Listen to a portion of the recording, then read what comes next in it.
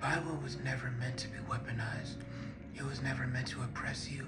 It was never meant to make you feel like you're doing everything wrong, and once you leave this life, you're just gonna burn for eternity. That's not what the Bible is for. The Bible presents a very real story about how a God who loves you very much created you in his image. But because we disobeyed him, we fell away from him, and by ourselves chose to continue to stray away from him. Everything that is regarded under this word sin is simply just acts that do not fit God's character and do not fit into who he made us to be.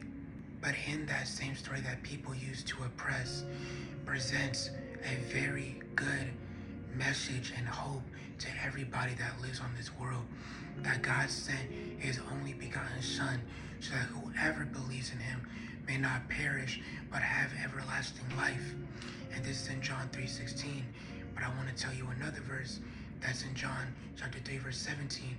For God did not send his Son to condemn the world, but to save it, so that all who might believe in him will be saved. The reason God is so angry at sin, the reason he doesn't want you committing acts like just having casual sex or swearing or stealing or letting your emotions control you, is because those are all very destructive behaviors. And we can just look in the world. There's so many stories regarding everything that I just said that we can see the destructive outcome of each of that. And God is a God of peace. God, when he made the world, it was peaceful. Everything was in order. Everything ran smoothly. But when we decided to lean on our own understanding and listen to an influence that was not him, that's when the world became corrupted. And gradually we started to ignore God's voice. And eventually we can no longer hear it. But God, through his Son, is calling you back. He loves you and he wants to be in an intimate relationship with you.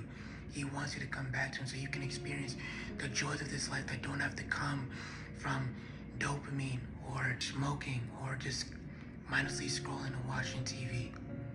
And if any of this touches you at all, I encourage you to start seeking God for yourself.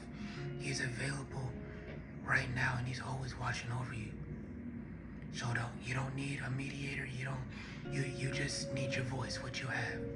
So please seek out the one who has loved you before you even came into this world.